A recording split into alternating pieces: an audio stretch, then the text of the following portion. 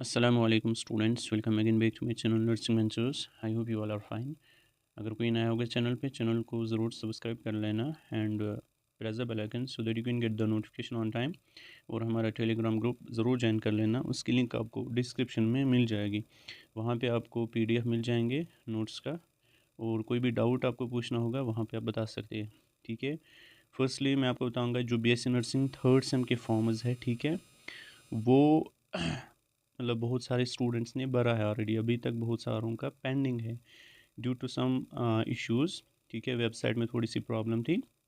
तो आपको क्या करना है, आपको कॉलेज वालों से कांटेक्ट करना है, उनको बताना है आपको कि सर हमारा जो फॉर्म है वो, अगर आपका ऑलरेडी फॉर्म सबमिट हो चुका है तो उनको बताना ये खाली वेरीफाई करो। ठीक है, उनको बताना ये खाली वेरीफाई करो, याद रख लेना। ठीक, तो वेरीफाई जब करेंगे उसके बाद आपको पेमेंट वहाँ पे दिखेगा, फिर जाके आप वहाँ पे पेमेंट कर सकते हैं। ठीक है, और जब आप वहाँ पे नीचे दिया है ना ऑप्शन, वहाँ पे सबमिट फॉर्म ऑप्शन चढ़ता है। ठीक है, किसी को चढ़ता है किसी को नहीं चढ़ता है। अगर किसी को नहीं चढ़ता है तो इट मीन्स कि वो कॉलेज वालों ने अभी वेरीफाई नहीं किया है, उनसे कांटेक्ट करो।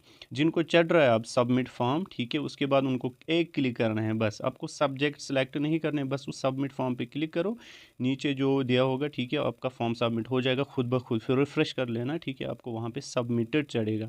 उसके बाद आपको पेमेंट हिस्ट्री में जाना है, वहाँ पे पेमेंट इनवॉइस में जाना है, ठीक है, वहाँ पे आपको पेमेंट कर लेना है। ठीक, तो अगर किसी को भरना होगा तो मैसेज कर सकता है। ठीक है, किसी को भी फॉर्म भरना होगा BSc नर्सिंग थर्ड सेम या फिफ्थ सेम का, मैसेज कर सकते हैं, मैं उनको कि मुझे नोट्स मिले। ठीक है, मतलब अगर किसी को नोट्स चाहिए होंगे MSN के, medical surgical nursing, microbiology, infection control, ठीक है, अगर इनके नोट्स चाहिए जिनका आपको एक्सटर्नल एग्ज़ाम है तो वो मैसेज कर सकता है व्हाट्सएप पे। ठीक है, नंबर आपको डिस्क्रिप्शन में मिल जाएगा, वहाँ पे आप मैसेज कर सकते हैं, मैं आपको वहाँ पे नोट्स भेज दूंगा। ठीक है, मैं MSN के भी है मेरे पास hand written notes, microbiology and infection control, ठीक है, वहाँ पे आपको मिल जाएंगे अगर किसी को चाहिए होंगे। और जो आज का जो लेक्चर है इट्स वेरी इंपॉर्टेंट है। ठीक है, अगर किसी ने स्किप किया मतलब उसको फिर माइक्रोबायोलॉजी अच्छे से समझ नहीं आएगी। आज का जो चैप्टर है, ठीक है, सॉरी लेक्चर है, ये जो हमारा जो चैप्टर है दैट्स पैथोजेनिक माइक्रो ऑर्गेनिजम्स। ठीक है, इसमें हमने ऑलरेडी एक लेक्चर दिया है, अब ये सेकंड लेक्चर है। सेकंड लेक्चर में हमें पढ़ना है वायरसेस, उसके बाद पैरासाइट्स, उसके बाद हमें पढ़ना है वेक्टर्स एंड रोडेंट्स। ठीक है, तो वो ये हमारा आज का ये टॉपिक्स रहेंगे हमारे आज के इस लेक्चर में। ठीक, ये जो चैप्टर, ये जो लेक्चर है it's very important for you. ठीक, इससे आपको बहुत सारे टेस्ट्स फिर उनको इंटरप्रेट करना आएगा। ठीक है, वो आपको अच्छे से फिर समझ आएंगे कैसे टेस्ट करना होता है। ठीक है, और जितने भी वायरसेस हैं उनके बारे में हमें पढ़ना है। ठीक है, अच्छे से आपको समझ आएगा और आपको स्किप नहीं करना है, और वीडियो पॉज कर सकते हो। ठीक है, बट आगे नहीं लेना। ठीक है, अगर स्पीड भी रखोगे बट स्किप नहीं करना, कोई भी वर्ड मेरा स्किप नहीं करना। ठीक है, इंपॉर्टेंट है आज का ये लेक्चर आपके लिए। ठीक देखो यहाँ पे पहले हम देखेंगे वायरसेस, और थोड़ा सा लंबा लेक्चर हो जाएगा, तकरीबन 1.5 घंटे का देखेंगे आप वायरसेस, ये 44 पेज से। ठीक है, हमें पढ़ने हैं आज। पहले हम देखेंगे इसमें वायरसेस। ठीक, वायरसेस देखो, और ये आपने पढ़ा होता है बट जो मुझे लगेगा कि इम्पोर्टेंट है, ठीक है, आपके लिए, वो मैं आपको अच्छे से एक्सप्लेन करूँगा। ठीक है, अब यहाँ पे देखो पहले हम देखेंगे वायरसेस। वायरसेस इसमें आते हैं DNA वायरसेस, और आते हैं इसमें RNA वायरसेस। ठीक है, इसमें आते हैं DNA virus and RNA virus. अब DNA वायरस की एग्जांपल मैंने यहाँ पे दी है, hepatitis B virus, it's a DNA virus. ठीक है, और हर्पीज़ वायरस हमें एडिनो वायरस हमें पढ़ने हैं इसी में। ठीक है, उसके बाद RNA वायरस की एग्जांपल मतलब DNA वायरस मतलब जिनका जीनोम क्या होगा DNA, उनमें क्या होता है RNA। कोरोना वायरस है कोविड-19, HIV वायरस, ठीक है, ह्यूमन इन्फ्लुएंजा वायरस, उसके बाद इन्फ्लुएंजा वायरस, उसके बाद hepatitis C virus, rota virus. ठीक, अब हम यहाँ पे देखेंगे वायरस की डेफिनेशन। वायरस की डेफिनेशन, ये वायरस क्या होता है। ये वायरस जो है ना, ये एक इन्फेक्शस ऑर्गेनिज्म, माइक्रो ऑर्गेनिज्म हम बोलेंगे, एजेंट बोलेंगे। ठीक है, जो कि काज करता है इन्फेक्शन। ठीक है, कहाँ पे करता है ये जो वायरस है, ये अपनी रेप्लिकेशन क्या करता है, ये अपनी रेप्लिकेशन करता है inside the living host cells. मतलब जो होस्ट होता है एक वायरस के लिए, मतलब जहाँ पे वो अपनी रेप्लिकेशन कर लेता है। ठीक है, वो खाली कर सकता है कहाँ पे, इनसाइड द होस्ट सेल्स। उसी को हम बोलेंगे जो मतलब रेप्लिकेशन करेगा only in the host cells, उसको हम क्या बोलेंगे, ओब्लिगेट इंट्रासेलुलर पैरासाइट। ठीक है, ये अकेला मतलब इंडिपेंडेंटली ये रिप्रोड्यूस नहीं कर सकता है, ना ये अपना मेटाबॉलिज्म चला सकता है। ठीक है, याद रख लेना, ये हो गई इसकी डेफिनेशन। उसके बाद नेक्स्ट हम पढ़ेंगे पहले आरएनए वायरसेस। क्या पढ़ेंगे? RNA viruses. इसमें पहला जो इम्पोर्टेंट है दैट्स HIV वायरस, ठीक है, HIV वायरस। अब यहाँ पे देखो HIV है, ये आपको पता है, ये RNA रेट्रो वायरस है, ठीक है, जो कि इन्फेक्ट करता है। क्या करता है? एक तो इन्फेक्ट करता है इंसान में, मतलब जो ब्लड है इंसान का, ठीक है, वहाँ पे इन्फेक्शन क्रिएट करता है और डिस्ट्रॉय करता है CD40 हेल्पर सेल्स को। जो CD40 हेल्पर सेल्स है ना, इट्स टाइप ऑफ WBC, मतलब ये असल में WBC का एक टाइप है, ठीक है, सेल्स का एक टाइप है। ये किस में काम आते हैं? They coordinate with the immune system, ठीक है, to fight against the infection. ये जो CD40 हेल्पर सेल्स होते हैं ना, ये it's a type of WBC cells, ठीक है। तो ये क्या करता है? ये इम्यून सिस्टम के साथ काम करता है और इम्यून सिस्टम को बोलते हैं कि आप इन्फेक्शन के खिलाफ लड़ो, ठीक है। ये बात समझ? हाँ। और एक्टिवेट करता है ये बाकी सेल्स को जो कि इम्यून रेस्पॉन्स में काम आते हैं, ठीक है, like B cells, B lymphocytes, ठीक है, उनको भी क्या करता है? एक्टिवेट। मैंने दो फंक्शन बोली टी हेल्पर सेल्स की, लेकिन कौन से वाले? CD40 helper cell. एक तो ये इम्यून सिस्टम के साथ कोऑर्डिनेशन करता है ताकि वो इन्फेक्शन के खिलाफ लड़े, और एक्टिवेट करता है बाकी सेल्स को, लाइक बी सेल्स को करता है एक्टिवेट ताकि वो भी फिर इन्फेक्शन के खिलाफ लड़े। आई बात समझ? अब यहाँ पे अगर CD4 सेल्स ही डिस्ट्रॉय हो जाएंगे, इसका मतलब जो इम्यून सिस्टम है वो क्या हो जाएगा? वीक हो जाएगा। तो उस वीक इम्यून सिस्टम होने की वजह से फिर इंसान में क्या होती है? इन्फेक्शन होती है, ठीक है। आई बात समझ? Ultimately causing AIDS. क्या होता है फिर? एक्वायर्ड इम्यूनो डिफिशिएंसी सिंड्रोम, मतलब यहाँ पे इम्यून सिस्टम वो सप्रेस हो जाता है, ठीक है, वो काम नहीं करता है अच्छे से, ठीक है, इम्यूनो डिफिशिएंट, इसीलिए इसको हम बोलते हैं, ठीक। उसके बाद जो ये वायरस होता है, replicates inside host cells using reverse transcriptase and makes the, देखो यहाँ पे रिवर्स ट्रांसक्रिप्टेस ही क्यों यूज़ करते हैं? क्योंकि ये RNA वायरस है, ठीक है, RNA से क्या बनाएगा? DNA, ठीक है, बाय यूजिंग रिवर्स ट्रांसक्रिप्टेस, ठीक है, इसी तरह। आई बात समझ? उसके बाद makes the body vulnerable to opportunistic infection and cancers, ठीक है, उसके बाद इन्फेक्शन काज करता है। उसके बाद अगर हम कैरेक्टरिस्टिक्स फीचर्स इसके देखेंगे, देखो आपको जो ये जो वायरसेस है ना, इनमें आपको क्या पढ़ना है, जिस तरह हमने वहाँ पे बैक्टीरिया में पढ़ा कैरेक्टरिस्टिक फीचर्स, ठीक है, जो इंपॉर्टेंट है उसके हम पढ़ेंगे, बाकी का हम यही मतलब डेफिनेशन देखेंगे और कॉजेटिव एजेंट, ठीक है। यहाँ पे जो इंपॉर्टेंट है उनके मैं कैरेक्टरिस्टिक फीचर्स आपको बताऊँगा। कैरेक्टरिस्टिक फीचर्स हमें पढ़ने हैं मोड एंड ये ना source and mode of transmission, उसके बाद हम पढ़ेंगे क्लिनिकल सिम्टम्स, ठीक, उसके बाद डायग्नोसिस, ट्रीटमेंट वगैरह हमें नहीं पढ़ना है क्योंकि आपके सिलेबस में नहीं दिया, आपको आगे पढ़ना है वो, ठीक है, इंशाल्लाह। और आप मेडिकल सर्जिकल नर्सिंग में भी वो पढ़ोगे आराम से, फर्स्ट पार्ट में भी और सेकंड पार्ट में भी आएगा वो, ठीक है। अब यहाँ पे देखो RNA वायरस है, कैरेक्टरिस्टिक फीचर्स हम पढ़ रहे हैं, it's RNA virus, retro virus, ठीक है। शेप क्या होती है? स्फेरिकल शेप, साइज होता है 80 to 120 नैनोमीटर डायमीटर, सिमेट्री होते हैं आइकोसाहेड्रल मतलब होता है ये एक पॉलीहेड्रॉन होता है, ठीक है, जिसके 20 फेसेस होते हैं। आई बात समझ? 20 फेसेस होते हैं, लाइक इस तरह मैं आपको दिखाऊंगा।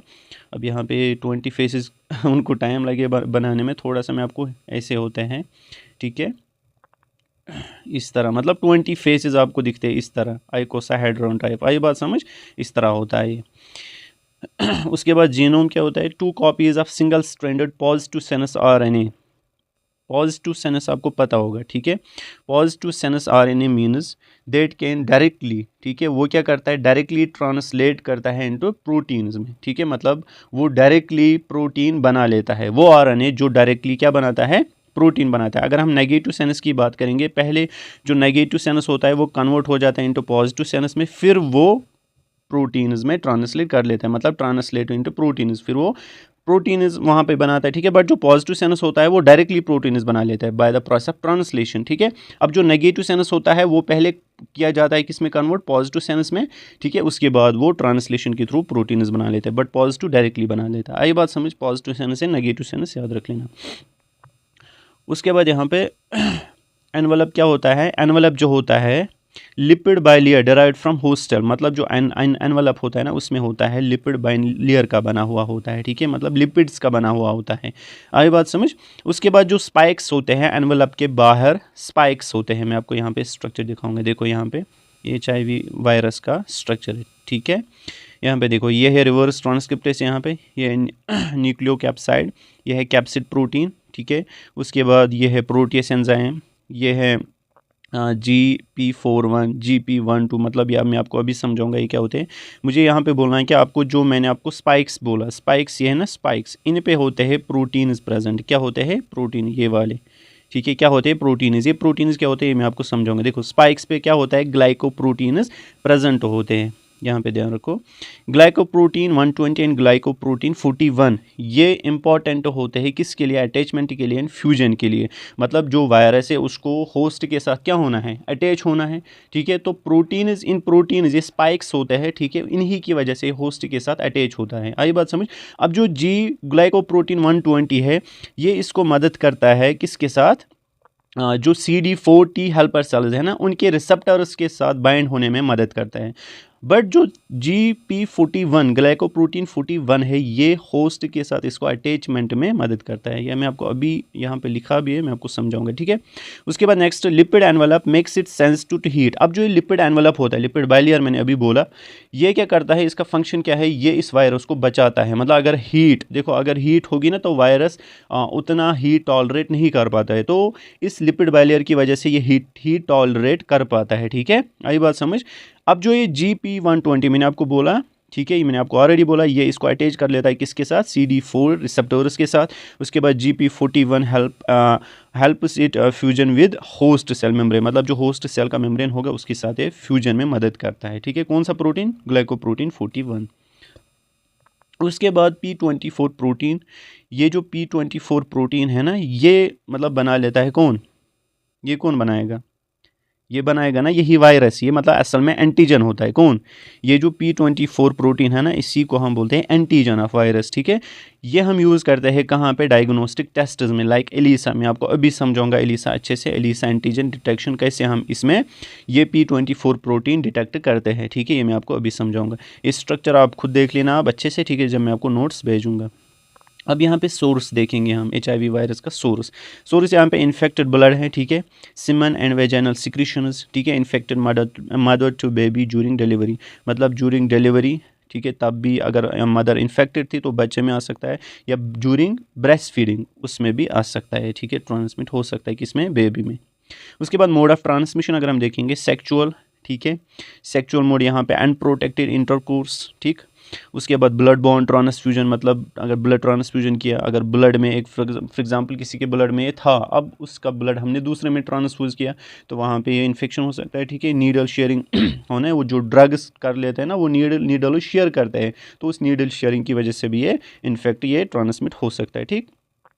उसके बाद नेक्स्ट वर्टिकल मैंने आपको बोला डिलीवरी के टाइम या ब्रेस्ट फीडिंग के टाइम, ठीक है, या ऑर्गन ट्रांसप्लांट अगर हम करेंगे तब भी ये ट्रांसमिट होता है, ठीक है। ये स्प्रेड नहीं होता है किसके थ्रू? फूड के थ्रू, ठीक है, वाटर के थ्रू, या मस्किटो बाइट अगर करेगा उसके थ्रू, या स्किन टचिंग, मतलब अगर स्किन टू स्किन टच हो गया ना तो उसकी वजह से भी ये ट्रांसमिट नहीं होता है।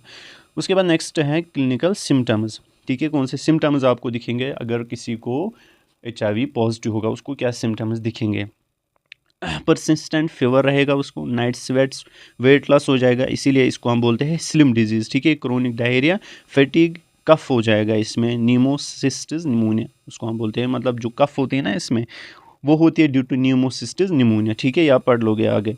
उसके बाद स्किन रैशेस, न्यूरोलॉजिकल इश्यूज, मतलब न्यूरोलॉजिकल फंक्शंस में इम्पेयर करता है ये, ठीक है, वो इम्पेयर करता है फंक्शंस। उसके बाद नेक्स्ट डायग्नोसिस की अगर हम बात करेंगे, यहाँ पे हम एलिसा करते हैं स्क्रीनिंग एंटीबॉडीज़, ठीक है, स्क्रीनिंग एंटीबॉडीज़, ये मैं आपको समझाऊंगा ये एलिसा हम कैसे करते हैं अच्छे से। देखो यहाँ पे ध्यान अच्छे से रखना, ठीक है, क्योंकि ये एलिसा मतलब इम्पॉर्टेंट है, ठीक। एलिसा इन HIV, ठीक है। देखो इसमें हम पहले करते हैं सैंपल कलेक्ट। क्या करते हैं, मैं शॉर्ट में लिखूंगा, ठीक है, वर्ड्स पे ध्यान रख लेना। क्या किया, मतलब कोई पेशेंट है वो HIV, हमें देखना वो HIV पॉजिटिव है या नहीं है। हमने क्या किया, उस पेशेंट हम सस्पेक्टेड पेशेंट है, हमने किया वहाँ से ब्लड सैंपल निकाला, ठीक है, वहाँ पे सैंपल क्या किया, कलेक्ट किया, ठीक है। उसके बाद दूसरा स्टेप है एंटीजन अटैचमेंट, क्या है, AA में लिखूंगा, ठीक है, एंटीजन अटैचमेंट, ठीक है। अब जो ये ब्लड सैंपल हमने निकाला ये हमें ऐड करना है किसके साथ?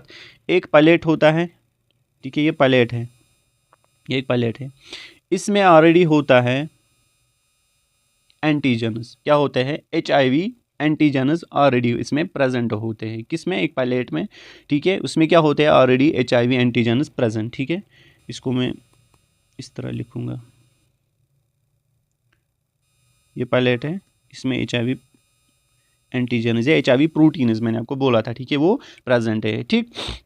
ये जो HIV प्रोटीन्स है ना, ये फिक्स्ड होते हैं इस सॉलिड सरफेस के साथ। आई बात समझ? अब इसमें हमें क्या डालना है? यही ब्लड सैंपल, ठीक है, जो ब्लड सैंपल है ये इसमें ऐड करना है। अब हमने इसमें क्या डाला? ब्लड सैंपल, जो रेड कलर का मैं बना रहा हूँ, ठीक है। अब डाला हमने इसमें ब्लड सैंपल। उसके बाद एंटीबॉडी बाइंडिंग, तीसरा स्टेप क्या है? एंटीबॉडी, ABB लिखूंगा मैं, ठीक है, एंटीबॉडी बाइंडिंग, ठीक। अगर पेशेंट्स ब्लड, अगर उसमें एंटीबॉडी थी, HIV एंटीबॉडी थी, वो बाइंड हो जाएगी किसके साथ? इस एंटीजन के साथ। समझ आ रही है बात? मैंने आपको बोला एंटीजन में हमने क्या डाला? पेशेंट्स का सैंपल, ठीक है, ब्लड सैंपल। अगर उस एंटीजन में, लेकिन यहाँ पे कौन से एंटीजन है? हमें HIV एंटीजन, ठीक है, समझ आ रही है आपको बात? अब अगर हमें, मतलब हमने डाला उसमें ब्लड, अगर वहाँ पे HIV एंटीबॉडीज वो बाइंड हुई किसके साथ? एंटीजन के साथ, वो हमें दिखेंगे ना, कैसे दिखेंगे? उसके बाद जब हमने डाला, उसके बाद हमें क्या करना है? नेक्स्ट स्टेप हमें वॉशिंग, क्या करना है? वॉशिंग, W में लिखूंगा, ठीक है। हमने वॉश किया, वहाँ से क्या निकलेगा? वहाँ से एक तो जो ब्लड सैंपल में बाकी जो कंपोनेंट्स थे, एक तो वो वॉश आउट हो जाएंगे, ठीक है, और वो एंटीबॉडीज़ निकलेंगे जो एंटीजन के साथ बाइंड नहीं हुए होंगे। वहाँ पे वही रहेगा जो एंटीजन के साथ बाइंड हुए होंगे, ठीक है। तो वहाँ पे क्या बनेगा? एंटीजन एंटीबॉडी कॉम्प्लेक्स वहाँ पे बनेगा, ठीक है। उसके बाद नेक्स्ट स्टेप क्या है? नेक्स्ट स्टेप है एंजाइम लिंक्ड। ये इंपॉर्टेंट है, अच्छे से ध्यान रख लेना, ठीक है। आप राइटिंग पे नहीं ध्यान देना, मैंने वर्ड्स पे ध्यान देना, ठीक है। Enzyme linked antibody addition. Next step क्या करना है? हमें इसी पैलेट पे हमें डालना है, ठीक है, एंजाइम लिंक्ड एंटीबॉडी एडिशन, ठीक है। मतलब क्या करना है? जो एंजाइम होता है वो लिंक होते हैं किसके साथ? एंटीबॉडीज़ के साथ, उनका हमें ऐड करना है इस पर, ठीक है। जब हमने ऐड किया, ठीक है, इसको हम बोलते हैं सेकेंडरी एंटीबॉडी का ऐड करना है। पहले भी हमने किया ना ब्लड सैंपल, अभी हमने सेकेंडरी एंटीबॉडीज़ किया ऐड इस पे। अगर ये बाइंड हो गए एनी HIV एंटीजन के साथ, किसके साथ? अगर ये बाइंड हो गए HIV एंटीजन के साथ, ठीक है, जो वहाँ पे ऑलरेडी अटैच हुए थे, ठीक है। आई बात समझ? यहाँ पे देखो, यहाँ पे एंटीजन ऑलरेडी थे ना इस प्लेट में, ठीक है, जिनके साथ एंटीबॉडीज़ अटैच हुए थे, ठीक है, जब हमने ब्लड सैंपल डाला। कौन से एंटीबॉडीज़? HIV antibodies. अब हमने उस पर क्या डाला? एंजाइम लिंक्ड एंटीबॉडी एडिशन, ठीक है, मतलब एंजाइम लिंक्ड एंटीबॉडी। अब हमने इस पर फिर से डाला। अब ये जो एंजाइम लिंक्ड एंटीबॉडीज़ है, ये अगर किसके साथ हुए बाइंड? एंटीजन के साथ, HIV एंटीजन के साथ और वो जो HIV एंटीजन है वो ऑलरेडी अटैच है किसके साथ? एंटीजन के साथ, है ना। आई बात समझ? जो ये सेकेंडरी एंटीबॉडीज़ है, ठीक है, ये बाइंड होते हैं HIV एंटीजन के साथ, that are already attach to antigen, ठीक। उसके बाद हमें फिर से इसको वॉश करना है, ये नेक्स्ट स्टेप है, ठीक है, ये मैं यहाँ पे लिखूंगा। उसके बाद क्या करना है? फिर से वॉश। अब वॉश करने के बाद, ठीक है, वहाँ पे एनी जो अनबाउंड एंजाइम लिंक्ड एंटीबॉडी है वो वॉश आउट हो जाएगी, ठीक है। जो भी अनबाउंड एंजाइम लिंक्ड एंटीबॉडी होगी, जो बाउंड होगी वो वहीं पे रहेगी, ठीक है। अब जो अनबाउंड होगी वो क्या? बाउंड किसके साथ? एंटीजन के साथ, वो क्या हो जाएगी? वो रिमूव हो जाएगी वहाँ से। उसके बाद हमें एंजाइम सबस्ट्रेट रिएक्शन करानी है, लास्ट स्टेप है एंजाइम सबस्ट्रेट रिएक्शन। ये जो एंजाइम लिंक्ड एंटीबॉडी, इसके साथ क्या है? अटैच ये ना एंजाइम, ठीक है। उसके बाद वहाँ पे सबस्ट्रेट कौन है? एंटीबॉडी है ना वहाँ पे, एंटीजन है ना वहाँ पे, तो सबस्ट्रेट वहीं मान लो आप, ठीक है। वहाँ पे क्या हो जाएगी? रिएक्शन हो जाएगी, ठीक है। वहाँ पे क्या करना है? हमें एंजाइम सबस्ट्रेट रिएक्शन करानी है। वहाँ पे एक कलरलेस सबस्ट्रेट ऐड करना है, ठीक है। मतलब जो है एंजाइम सबस्ट्रेट रिएक्शन कैसे हम कराएंगे? वहाँ पे हमें क्या करना है? ऐड कराना है कलरलेस सबस्ट्रेट, ऐड करना है, ठीक है। देखो यहाँ पे आप नहीं मान लो एंटीजन सबस्ट्रेट है, यहाँ पे आपको एंजाइम क्या करना है? एंजाइम सबस्ट्रेट रिएक्शन करानी है। कैसे कराओगे? वहाँ पे ऑलरेडी प्रेजेंट क्या है? एंजाइम, किसके साथ? Linked with the antibody. अब यहाँ से आपको सबस्ट्रेट डालना है, क्या डालना है? लेकिन जो ये सबस्ट्रेट है ये कलरलेस होना चाहिए। क्या होना चाहिए? कलरलेस। अब जो ये एंजाइम है जो लिंक है एंटीबॉडी के साथ, वो किसके साथ रिएक्शन करेगा? सबस्ट्रेट। आपको पता है एंजाइम सबस्ट्रेट के साथ रिएक्शन करता है। तो ये जो एंजाइम है ये किसके साथ रिएक्शन करेगा? इस सबस्ट्रेट के साथ। जब ये इस सबस्ट्रेट के साथ रिएक्शन करेगा, अगर इसने वहां पे रिएक्शन की तो मतलब वहां पे डिसकलराइजेशन होगा, मतलब वहां पे कलर आएगा, कोई ना कोई कलर दिखेगा वहां पे। क्योंकि हमने क्या डाला वहां पे? क्योंकि जो ये एंजाइम होता है ये सबस्ट्रेट को मतलब तोड़ देता है, ठीक है। वहां पे कोई ना कोई रिएक्शन होती है, आई बात समझ? तो वहां पे जब सबस्ट्रेट जो पहले कलरलेस था, अब इस पे एक्ट किया किसने? एंजाइम ने। अगर वहां पे एंजाइम प्रेजेंट होगा, ठीक है, आई बात समझ? तो वहां पे अगर इसने वहां पे एक्ट किया तो इट मीन्स, अगर वहां पे कलर आया तो इट मीन्स ये HIV पॉजिटिव है। अगर वहां पे कलर नहीं आया it means it is HIV negative, ठीक है, आई बात समझ? तो ये रहा क्या? ये रहा आपका एलिसाइन HIV, ठीक है। उसके बाद हम आगे बढ़ते हैं। वेस्टर्न ब्लॉट कन्फर्मेटरी, मतलब इससे हम कंफर्म करते हैं whether it is HIV positive और नॉट, ठीक है। वेस्टर्न ब्लॉटिंग में हम क्या करते हैं ये भी मैं आपको समझाऊंगा, ठीक है। देखो वेस्टर्न ब्लॉटिंग में आपने पढ़ा होगा, फिर भी मैं आपको यहाँ पे बताऊंगा वेस्टर्न ब्लॉटिंग किस तरह हम इससे डिटेक्ट करते हैं whether it is HIV positive और नॉट, ठीक है।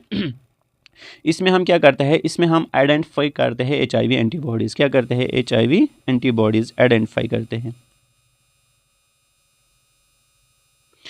HIV एंटीबॉडीज़ आइडेंटिफाई करते हैं। कैसे करते हैं आइडेंटिफाई? हम एक ब्लड सैंपल लेते हैं, लिया हमने ब्लड सैंपल, उसके बाद उस ब्लड सैंपल को हम क्या करते हैं? वहाँ से हम सेपरेट करते हैं HIV प्रोटीन्स या एंटीजन्स हम बोलेंगे, ठीक है। क्या करते हैं? Separate HIV proteins. कैसे करेंगे सेपरेट? आपने पढ़ा होगा जेल इलेक्ट्रोफोरेसिस। वहाँ पे हम सैंपल डालेंगे, ठीक है, on the base of size. वहाँ पे जो प्रोटीन्स होंगे या बोलेंगे हम एंटीजन्स, कौन से प्रोटीन्स? HIV प्रोटीन्स, वो क्या करेंगे हम? सेपरेट, ठीक है। यहाँ पे हमने HIV प्रो ये हो गए सेपरेट, ठीक है। अब जब ये सेपरेट हो गए उसके बाद इन सेपरेटेड प्रोटीन्स को हमें ट्रांसफ़र करना है, किस पे करना है? इनटू मेम्ब्रेन, ठीक है। एक मेम्ब्रेन पे उनको हमें ट्रांसफ़र करना है, ठीक है। किनको? जो हमने सेपरेट प्रोटीन्स किए उनको हमें किस पे क्या करना है? हमें ट्रांसफ़र करना है, किस पे? एक मेम्ब्रेन पे, ठीक है। उसके बाद जो ये मेम्ब्रेन है उसको हमें कट करना है। ये जो मेम्ब्रेन है इसमें जो ये एंटीजन्स है HIV एंटीजन जो हमने सेपरेट किया, इस पे इसके बाद हमें इसको कट करना है। क्या करना है? Into strips. क्या करना है? Cut into strips. उसके बाद क्या करना है? जब हमने इसको कट किया इनटू स्ट्रिप्स, अब जो ये स्ट्रिप्स है इनको हमें क्या करना है? इंक्यूबेट करना है विद द पेशेंट सीरम। क्या करना है? इंक्यूबेट करना है with the patient serum. If HIV antibodies are present, ठीक है। अगर अगर इस सीरम में, पेशेंट सीरम में HIV एंटीबॉडीज प्रेजेंट होंगे तो इट मीन जो ये एंटीबॉडीज है बाइंड हो जाएंगे इस वायरल एंटीजन के साथ जो हमने ऑलरेडी सेपरेट किए हैं, ठीक है। जो कहाँ पे प्रेजेंट है? स्ट्रिप पे, ठीक है। इस स्ट्रिप को, ये स्ट्रिप है, ठीक है, इसको हमें इंक्यूबेट करना है पेशेंट सीरम के साथ। हमें देखना है ना पेशेंट सीरम में एंटीबॉडीज है या नहीं, ठीक है। किसके खिलाफ? एंटीजन के खिलाफ। अगर ये उसके साथ बाइंड हो गए तो इट मीन्स वहाँ पे एंटीबॉडीज प्रेजेंट है, it means it is HIV positive, ठीक है। ये हो गया वेस्टर्न ब्लॉटिंग। उसके बाद नेक्स्ट PCR, आपको पता है इससे हम RNA डिटेक्ट करते हैं, ठीक है, वायरल RNA। CD4 काउंट, ये मैंने आपको बोला कितना है, ठीक है। डिजीज़ स्टैंगिंग हम इससे पता चला सकते हैं। P24 एंटीजन, ये मैंने आपको बोला P24 एंटीजन क्या होता है, ठीक है। इसको हमने एलिसा से भी डिटेक्ट किया, ठीक है, और किससे? वेस्टर्न ब्लॉटिंग से, मैंने आपको समझाया। उसके बाद इन्फ्लुएंजा वायरस, नेक्स्ट वायरस है इन्फ्लुएंजा वायरस। इन्फ्लुएंजा वायरस क्या है? एक एनवेलप्ड वायरस है, नेगेटिव सेनस, मैंने आपको बोला नेगेटिव सेनस ऑलरेडी, ठीक है। RNA वायरस ऑफ ऑर्थोमिक्सोविरिडी फैमिली का है ये, ठीक है। फैमिली ज़रूरी नहीं है बट फिर भी मैंने यहाँ पे लिखा। That causes acute respiratory illness, इसकी वजह से जो ये इन्फ्लुएंजा वायरस ये क्या काज करता है? एक्यूट रेस्पिरेटरी इलनेस, मतलब रेस्पिरेटरी सिस्टम में ये इन्फेक्शन काज करता है, ठीक है।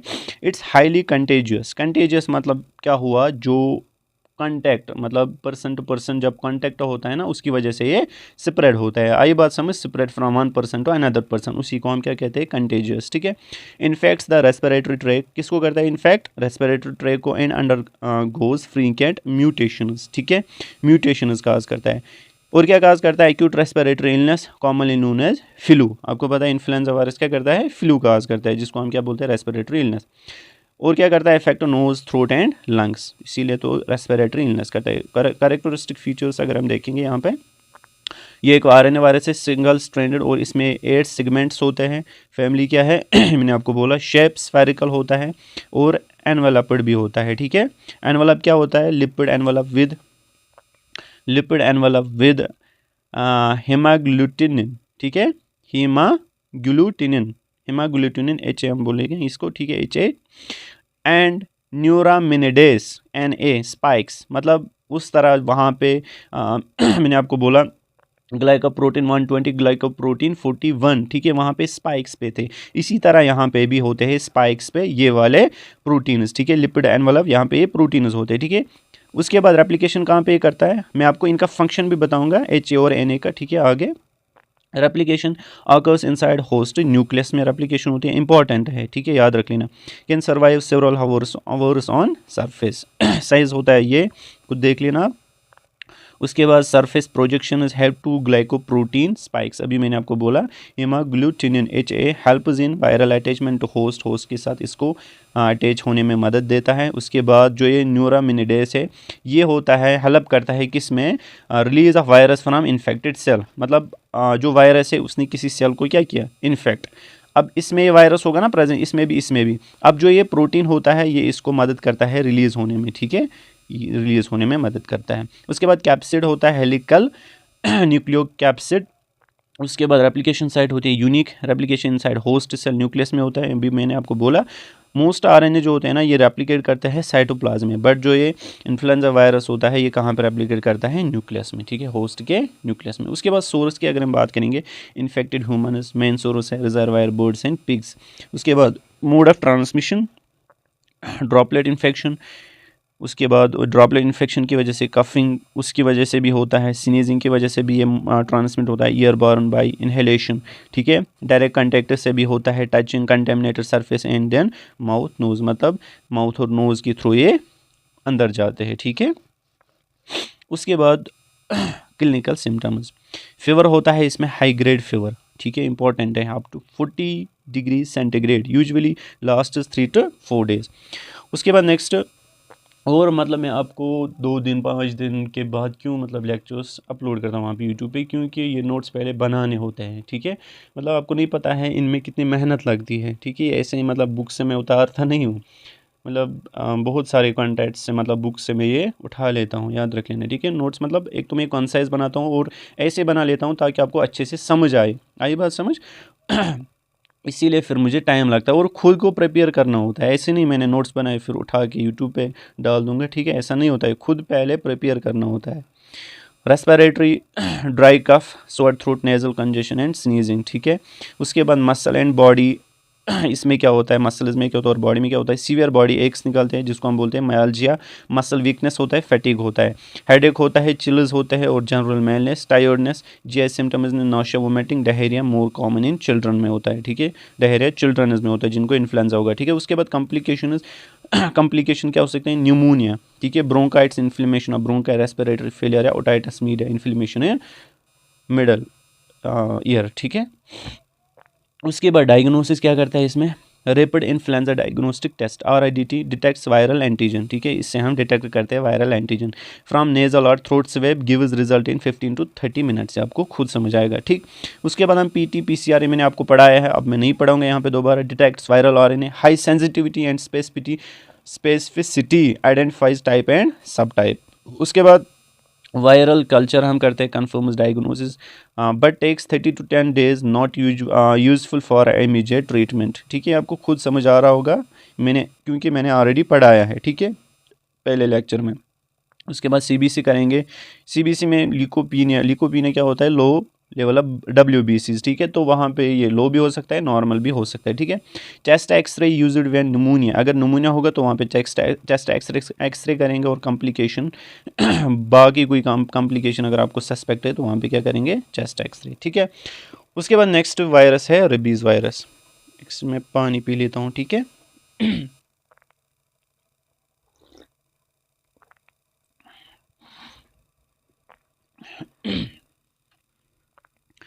देखो यहाँ पे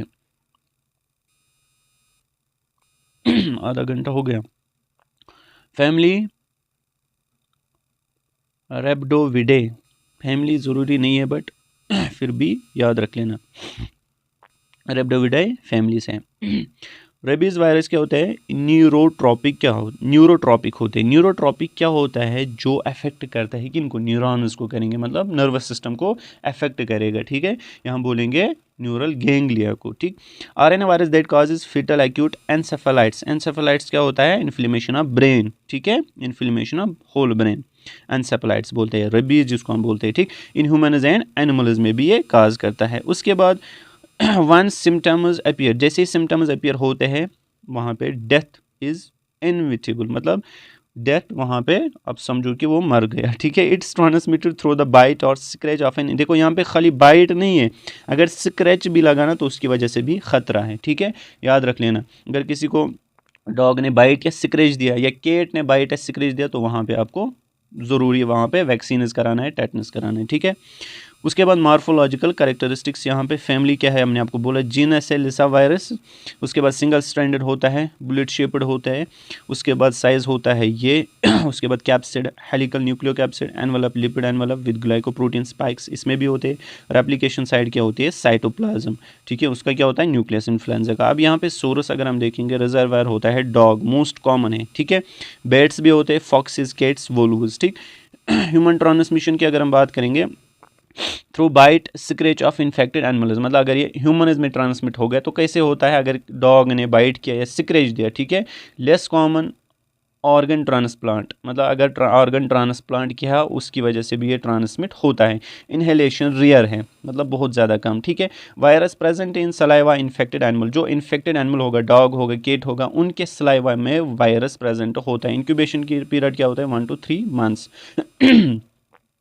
1 to 3 मंथ्स के बाद सिम्टम्स होने स्टार्ट होते हैं, वो तो इंक्यूबेशन पीरियड, ठीक है। क्लिनिकल सिम्टम्स, अगर हम जो अर्ली स्टेज है, अर्ली स्टेज मतलब 2 to 10 डेज़ के बाद क्या होता है कि इंसान में फीवर हो जाता है, ठीक है, malaise, weakness, tingling, itching at bite side, ठीक। एक्यूट न्यूरोलॉजिकल फेज, इसमें क्या होता है, देखो सिम्टम क्या होता है इसमें, हाइड्रोफोबिया, हाइड्रोफोबिया, ठीक है। मैंने आपको बोला ये पहले किस पे करता है, एनसेफेलाइटिस करा लेता है, मतलब ब्रेन पे, सीएनएस पे अफेक्ट करता है, तो वहाँ पे हाइड्रोफोबिया अगर हो गया, इसका मतलब क्या हो, इंटेंस फियर ऑफ वाटर, ठीक है। Due to painful spasms when trying to drink, अगर कोई मतलब डॉग बाइटेड पेशेंट होगा, ठीक है, तो जब वो पानी पीता है ना, आफ्टर 10 to 15 डेज, ठीक है, उसको क्या लगेगा, उसको फोबिया हो जाएगा, ठीक है, वो पानी नहीं पीता है फिर। एयरोफोबिया जिसको फियर ऑफ एयर और ड्राफ्ट, ठीक। Agitation, hyper activity, hallucination, confusion होगा, एक्सेसिव सलाइवेशन, मसल स्पाज्म्स होंगे, कन्वल्जन्स हो जाएंगे, ठीक है। उसके बाद पैरालिटिक स्टेज, फ्लैसिड पैरालिसिस होते हैं, कोमा होता है, death due to respiratory failure. Once जैसे सिम्टम्स अपीयर होते हैं तो मोर्टिलिटी रेट कितना होता है, 100%, तो इसीलिए ध्यान रख लेना। अगर कभी भी आपको शक हुआ, ठीक है, अगर शक भी हुआ ना तब भी वैक्सीन करा लेना, ठीक है। अगर स्क्रैच लगा थोड़ा सा तब भी करा लेना, ठीक। वो मैं आपको बताऊंगा लास्ट में कितने डोज हम देते हैं। डायग्नोसिस, जहाँ पे skin biopsy from here follicle, ठीक है, ऑन नेक, जो नेक होते हैं वहाँ से हेयर फॉलिकल्स क्या होते हैं उनकी बायोप्सी करनी है, वहाँ पे हम दिखेंगे, वहाँ पे हमें दिखेगा क्या, रेबीज एंटीजन बाय इम्यूनोफ्लोरेसेंस, ठीक है। अब जो इम्यूनोफ्लोरेसेंस ये मैं आपको बताऊंगा, इसमें क्या करता है, इसमें हम करते हैं एक यूज़ करते हैं, इसमें डाई करते हैं, क्या करते हैं, यूज़ डाई। जब हमने डाई किया ना यूज़, वो जो डाई है वो इमिट करता है लाइट, क्या करता है, इमिट लाइट, ठीक है। और उसी लाइट की वजह से फिर हम एंटीजेनस देखते हैं, किस में, स्किन बायोप्सी में, आई बात, सॉरी इम्यूनोफ्लोरेसेंस में, ठीक है।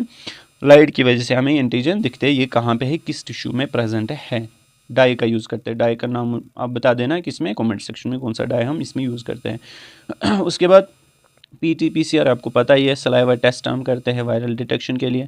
सीरम या सीएसएफ एंटीबॉडीज़ देखेंगे, सीएसएफ एंटीबॉडीज़ होंगे, नेगरी बॉडीज़, ठीक है। ये नेगरी बॉडीज़ कौन करता है, यही वायरस सिक्रेट कर लेता है, ठीक है। ट्रीटमेंट क्या है, गिव रेबीज़ वैक्सीन, इसमें 5 डोजेज़ देते हैं, याद रख लेना है।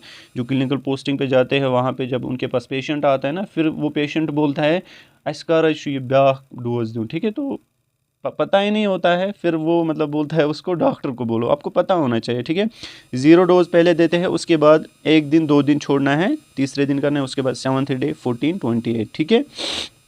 इसी तरह 5 डोजेज़ देने हैं। पोलियो वायरस, ठीक है, इसमें जो फैमिली है दैट्स पिकॉर्नेविरिडी, कैसे अजीब अजीब फैमिली है ना।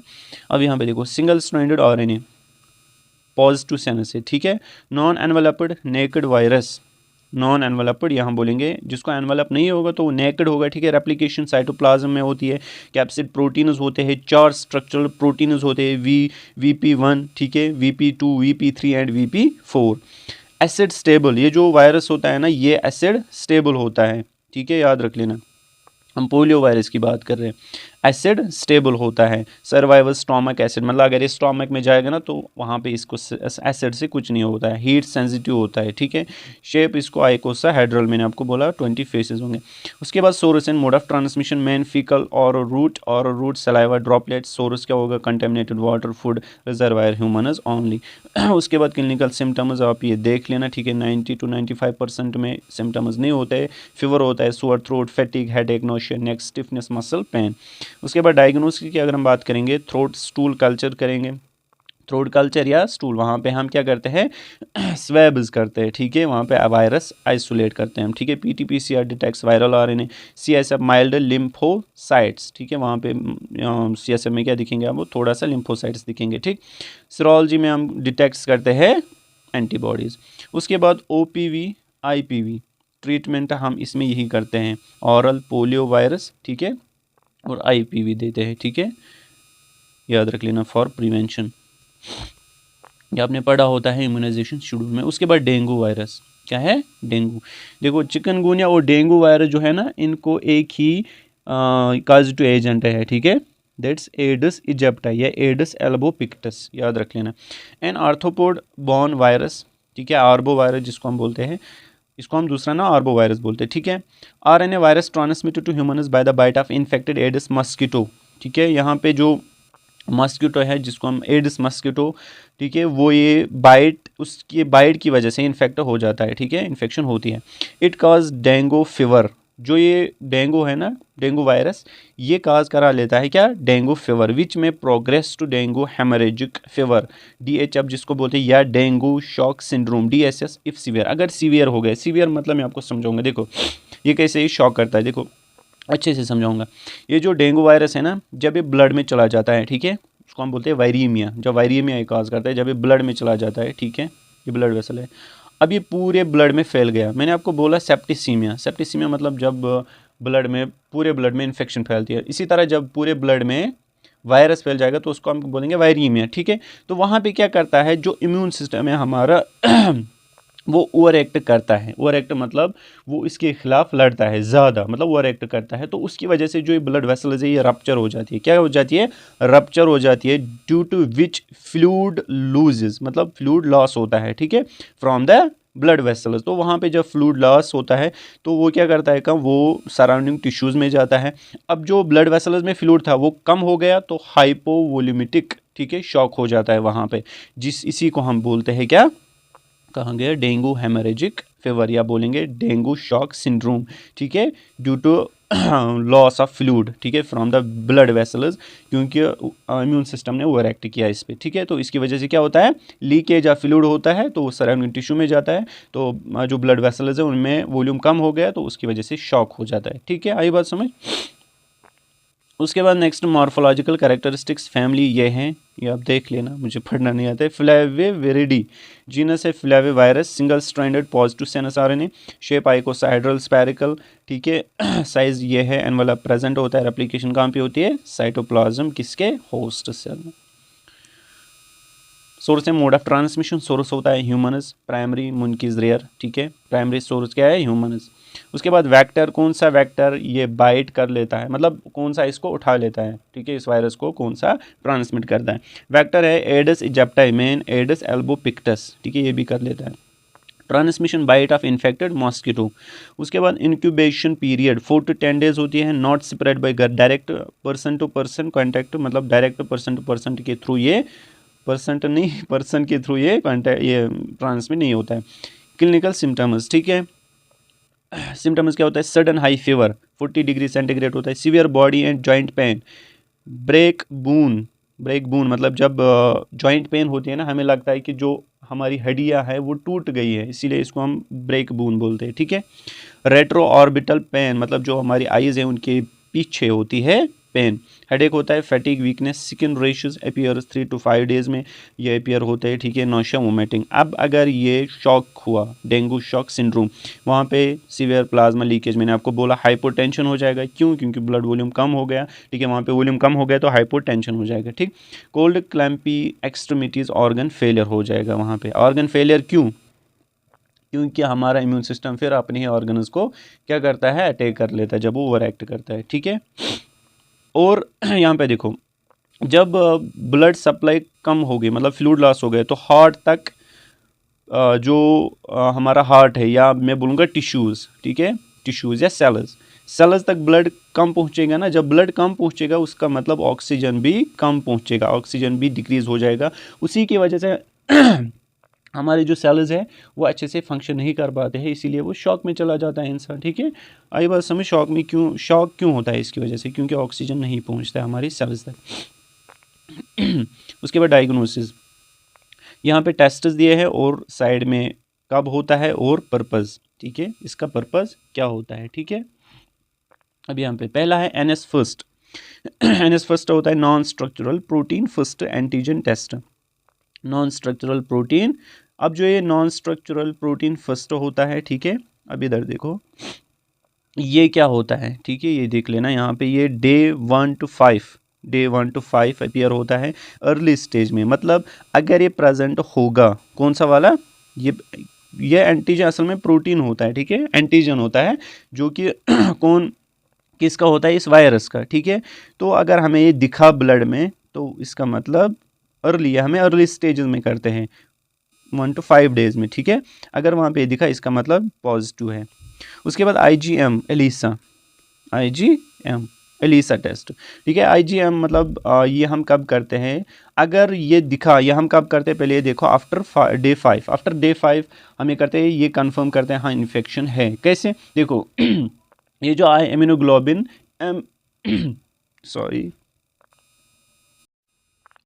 देखो, ये जो इम्यूनोग्लोबिन M होता है, ठीक है, इसका फंक्शन क्या होता है, ये क्या काम है, it acts as a first line of defense in primary immune response, ठीक है। ये first line defense mechanism as काम करता है, ठीक है। मतलब कोई भी हमें इन्फेक्शन हो गई ना, हमें इन्फेक्शन हो गई तो पहले यही एंटीबॉडी उसके खिलाफ काम करती है, मतलब लड़ती है, आई बात समझ। तो इसीलिए ये वहाँ पे अगर प्रेजेंट होंगे इट मीन्स वहाँ पे इन्फेक्शन है, और ये एंटीबॉडीज न्यूट्रलाइज करते हैं वहाँ पे एंटीजन्स को, ठीक। उसके बाद नेक्स्ट PT-PCR CBC करेंगे, ठीक है। वहाँ पे प्लेटलेट्स कम होंगे और HCT, प्लेटलेट्स कम क्यों होंगे, कोई मुझे बता सकते हैं, कमेंट सेक्शन में ज़रूर बता देना, मैं आपको रिक्वेस्ट करता हूँ। अब मैं यहीं से बताऊँगा प्लेटलेट्स इसलिए कम होंगे क्योंकि वहाँ पे लीक हो गया ना फ्लूइड, तो वहाँ पे अगर प्लेटलेट्स कम होंगे वहाँ पे इंटरनल हेमरेज भी हो सकता है, इंटरनल ब्लीडिंग भी हो सकती है, ठीक है। हेमाटोक्रिट क्या हो जाएगा वहाँ पे इंक्रीज। LFT KFT हम कराते हैं अगर सीवियर होगा फॉर ऑर्गन मॉनिटरिंग, मतलब वहाँ पे LFT मतलब ऑर्गन फेलियर हुआ है या लिवर फेलियर होता है, किडनी फेलियर होती है, ठीक है, वहाँ पे। उसके बाद कोरोना वायरस, कोविड-19 वायरस जिसको हम बोलते हैं, सिंगल स्ट्रैंडेड RNA वायरस होता है responsible for covid corona virus disease. ये मैं जल्दी पढ़ाऊँगा, आपको पता ही होगा, primary affect the respiratory system but may also involve multiple organs. The disease ranges from asymptomatic to severe pneumonia, ठीक है। रेस्पिरेटरी फेलियर वहाँ पे फिर डेथ हो जाएगा। उसके बाद मार्फोलॉजिकल कैरेक्टरिस्टिक्स, ये आता है एग्जाम में, ठीक है। फैमिली कोरोना वेरिडी, जीनस क्या है, beta corona virus, single stranded positive sense RNA, याद रख लेना है ये वाली, इसमें ये लाइन याद रख लेना, single stranded positive sense RNA virus, not DNA। उसके बाद शेप स्फेरिकल एनवलप्ड होता है, साइज होता है 60 to 140, एनवलप होता है प्रेजेंट, सरफेस स्पाइक, इसमें एस प्रोटीन्स होते हैं जो कि इसको फिर क्राउन लाइक स्ट्रक्चर शेप देता है, अपीयरेंस देता है, कौन, ये एस प्रोटीन जो होते हैं ना, एस प्रोटीन्स, ये स्पाइक्स होते हैं, जिस तरह वहाँ पे ऊपर मैंने आपको पढ़ाया स्पाइक्स पे प्रोटीन, ये इसको क्या देता है, क्राउन लाइक अपीयरेंस देता है। रेप्लिकेशन कहाँ पे होती है, साइटोप्लाज्म में। Source and mode of transmission, यहाँ पे अगर हम देखेंगे मैन सोरोजोइन दैट्स इन्फेक्टेड ह्यूमन्स, ट्रांसमिशन होता है थ्रू ड्रॉपलेट्स, एरोसॉल्स, ठीक है। उसके बाद direct contact, contaminated surfaces, really faecal और रूट होता है इसमें, ठीक है। इंक्यूबेशन पीरियड होता है 2 to 14 डेज, एवरेज है 5 डेज, ठीक। उसके बाद क्लिनिकल सिम्टम्स में माइल्ड टू मॉडरेट फीवर होता है, ड्राई कफ माइल्ड अगर हम देखेंगे, ठीक है। Tiredness, sore throat, headache, loss of smell जिसको हम बोलते हैं एनोस्मिया, या टेस्ट जिसको हम बोलते हैं एजेंसिया, ठीक है। AGEUSIA एजूसिया, बॉडी एक्स होते हैं, ठीक है। उसके बाद सीवियर सिम्टम्स में आता है शॉर्टनेस ऑफ ब्रेथ, कफ होती है ड्यू टू नमूनिया वहाँ पे हुआ होता है, डिफ़िकल्टी ब्रीथिंग होती है ड्यू टू ARDS होता है acute respiratory distress syndrome, organ failure होता है, हार्ट किडनी फेलियर होता है वहाँ पे, ठीक है। हाइपोक्सिया होता है, हाइपोक्सिया मतलब क्या होता है, लो लेवल ऑफ ऑक्सीजन, क्योंकि ये रेस्पिरेटरी ट्रैक को ये अटैक कर लेता है। एक्सेसिव इम्यून रेस्पॉन्स वहाँ पे होता है, ठीक है। इसी की वजह से वहाँ पे फिर ऑर्गन फेलियर भी हो सकता है। इम्यून रेस्पॉन्स जब एक्सेस इम्यून रेस्पॉन्स होता है ना, वहाँ पे ऑर्गन फेलियर हो सकता है, क्योंकि इम्यून सिस्टम फिर अपने ही ऑर्गन्स को अटैक कर लेता है। उसके बाद डायग्नोसिस में PTPCR वायरल और इन्हें हम डिटेक्ट करते हैं, चेस्ट एक्सरे CT स्कैन कर लेते हैं। उसके बाद CBC लिम्फोपीनिया वहाँ पे ये कम होंगे, ठीक है। उसके बाद CRP डाइमर इंक्रीज, ठीक है। उसके बाद ब्लड गैसेस हम देखेंगे, हाइपोक्सिया इन सीवियर केसेस, ठीक है। उसके बाद DNA वायरसेस में पहले आता है herpes virus are DNA viruses belonging to the herpes varidae family that causes late and recurrent infection the to mostly, मतलब इसमें इन्फेक्शन होते हैं, कौन से इन्फेक्शन मैं आपको आगे बताऊंगा, ठीक है। इसमें दो मेनली आते हैं, दो मेन मेंबर्स इसमें आते हैं, HSV herpes simplex virus first, herpes simplex virus second. ये जो फर्स्ट होता है इसको हम बोलते हैं ऑरल हर्पीज, मतलब ऑरल या इसको बोलते हैं कोल्ड सोर्स करा लेता है, मतलब ये हमारे जो ऑरल कैविटी है उसमें इन्फेक्शन कर लेता है, ठीक है। और HSV सेकंड को हम बोलते हैं जेनाइटल हर्पीज, जो जेनाइटल ऑर्गन्स में इन्फेक्शन करा लेता है, ठीक है। They have life long latency in nervous and के, देखो लेटेंसी का मतलब क्या होता है, लेटेंसी मतलब ये जो वायरस है ये रहता है हमारे नर्वस में, लेटेंसी मतलब लॉन्ग पीरियड ऑफ टाइम के लिए, बट वहाँ पे एक्टिव होता है लेकिन रेप्लिकेट नहीं कर लेता है। इट्स वेरी इंपॉर्टेंट है, लेटेंसी का मतलब वहाँ पे ये एक्टिव होता है नर्वस में लेकिन डिवाइड नहीं करता है, ठीक है। And can reactivate during stress, ठीक है। रिएक्टिव ये हो जाता है जब स्ट्रेस होता है, फीवर या इम्यूनो, ये जो वायरस होता है ना ये हमारे मतलब न्यूरॉन्स में नर्व्स में ऑलरेडी होता है। ये कब होता है एक्टिव, जब स्ट्रेस होगा, ठीक है, या फीवर होगा या इम्यून सिस्टम हमारा सप्रेस होगा, तब ये एक्टिव हो जाते हैं, वहाँ पे काज करता है फिर वायरस, ठीक है। Infection morphological characteristic, double stranded DNA होता है family, Herpesviridae icosahedral size ये है। उसके बाद एनवेलप प्रेजेंट होता है, tegument between capsid and envelope, replication site nucleus होती है, latency site sensory nerve ganglia. Latency site मतलब जहाँ पे लॉन्ग पीरियड ऑफ टाइम के लिए रहता है, एक्टिव होता है लेकिन ये तब मतलब रिएक्टिव होता है, कब होता है रिएक्टिव, मैंने आपको बोला जब स्ट्रेस होगा, जब फीवर होगा, ठीक है, लेकिन वहाँ पर एप्लीकेशन ये नहीं करता है, याद रख लेना। उसके बाद source and mode of transmission, direct contact के थ्रू होता है ये, स्किन या म्यूकोसा के through. HSV second from mother भी होती है ट्रांसमिट, वर्टिकल ट्रांसमिशन जिसको हम बोलते हैं जब चाइल्ड बर्थ लेता है, ठीक है, ड्यूरिंग चाइल्ड डिलीवरी तब भी ये ट्रांसमिट होता है फ्रॉम मदर टू बेबी। उसके बाद सिक्रीशन सलाइवा के थ्रू, जेनाइटल फ्लूइड्स के थ्रू, वेजिकल फ्लूइड्स के थ्रू। इंक्यूबेशन पीरियड 2 to 12 डेज होता है। उसके बाद नेक्स्ट हम देखेंगे क्लिनिकल सिम्टम्स इसके, herpes simplex virus first, HSV first, अगर HSV फर्स्ट होगा उसकी वजह से कौन सी सिम्टम्स आपको दिखेंगे, कॉमनली काजेज ऑरल इन्फेक्शन, अभी मैंने आपको बोला कोल्ड होगा, सुअर और फीवर, ब्लिस्टर अराउंड लिप्स होंगे, burning, itching, tingling sensation before lesion, general malaise होगा, ठीक है। उसके बाद लेटेंसी इन ट्राइजेमिनल गैंग्लिया, ठीक है, वहाँ पे लेटेंसी पीरियड में रहता है ट्राइजेमिनल गैंग्लिया में। उसके बाद अगर HSV सेकंड ने इन्फेक्शन किया होगा तो वहाँ पे क्या होगा, जिसको हम बोलते हैं जेनाइटल हर्पीज, ठीक है। वहाँ पे painful grouped vesicle and ulcers in genital area, ठीक है, वहाँ पे वेजिकल्स लाइक स्ट्रक्चर्स होते हैं कहाँ पे, जेनाइटल एरिया में। डिस्यूरिया, पैन वायल यूरिनेशन, मतलब जब यूरिनेट करता है पेशेंट तब उसको पेन होती है।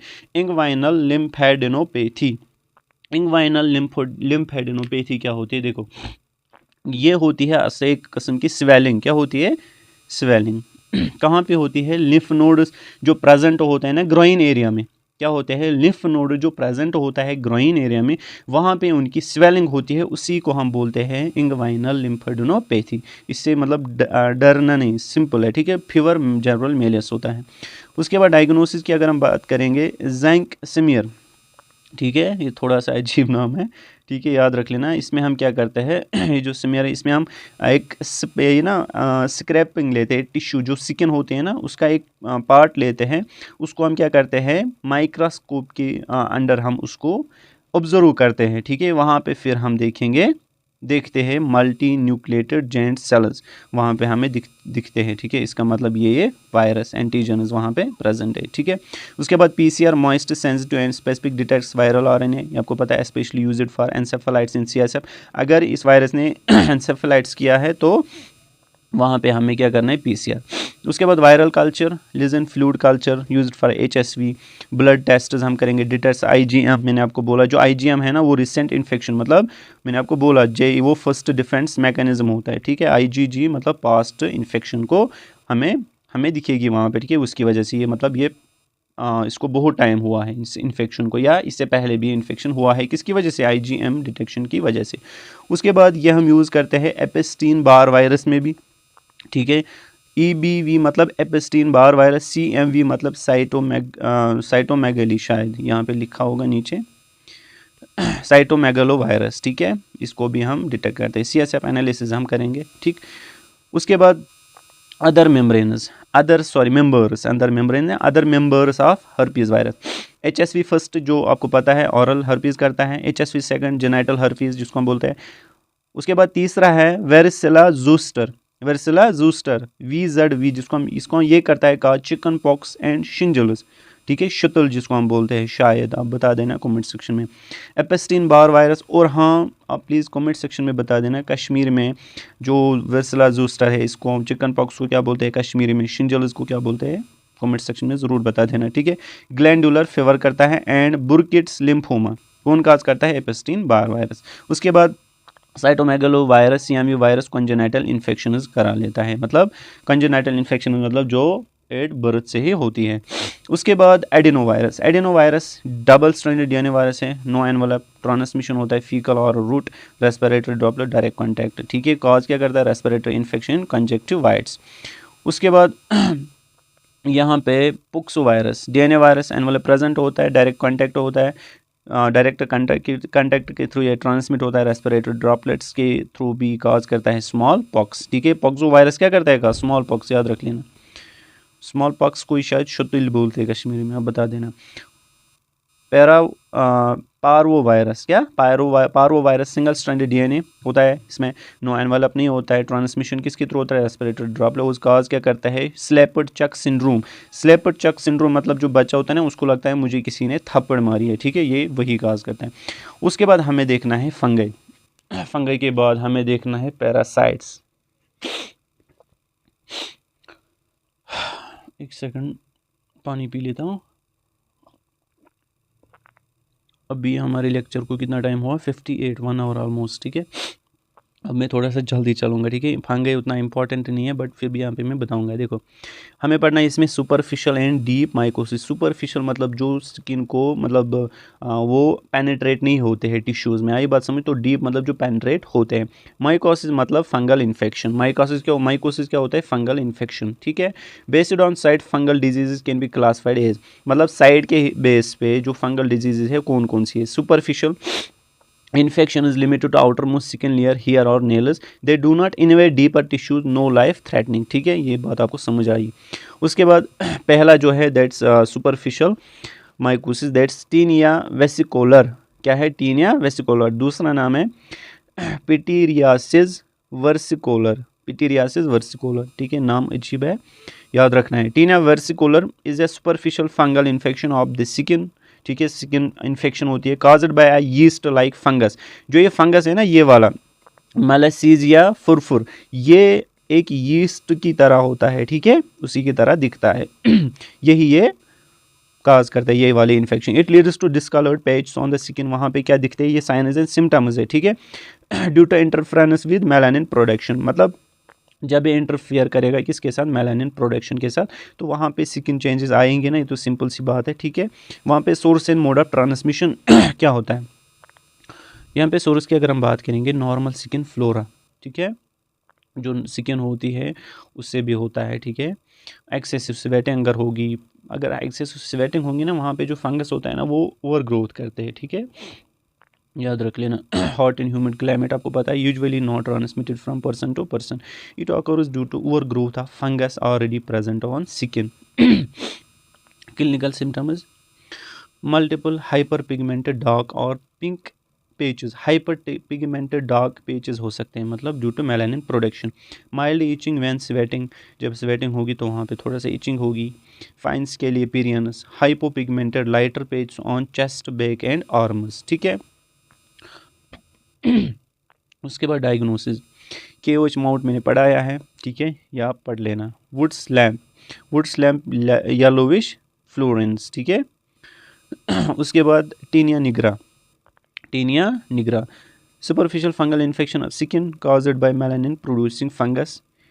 एक्सोफिलिया वर्निकी, ठीक है, ये फंगस इसको कॉज करता है, किसको, टीनिया निग्रा को। Leads to brown black non scaly patches, brown और ब्लैक, याद रख लेना। Signs and symptoms mainly on palms and soles, वो कहाँ पे करता था, आर्म, नेक एंड आर्म्स पे और नेक पे, ये कहाँ पे करता है, पाम्स एंड सोलोज पे।